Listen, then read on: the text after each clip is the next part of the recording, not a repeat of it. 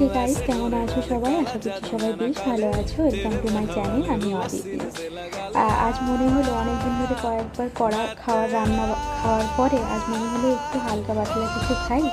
আর কয়েকদিন ধরে না আমার খুব শাকের তরকারি খেতে ইচ্ছে করছিল, তাই ভাবলাম একটু শাকের চচ্চড়ি টাইপের বানিয়ে নিই, পালং শাকের ঘন্ট। আর এখানে আমি যেখানে থাকি না, ওখানে না পালং শাক আর মেথি শাক ছাড়া আর খুব একটা বিশেষ প্রকারের কোনো শাক পাওয়া যায় না, তাই ভাবলাম পালং শাকটাই একটু বানানো যাক। আমি যদিও প্রপার কোনো রাঁধুনি নই, যেটুকু নিজের মতো করে মনে হয় আমি ওইভাবে রান্না করি, আমার খেতে ভালো লাগে, ওটা আমি সকলের সাথে শেয়ার করি, এইটুকুই।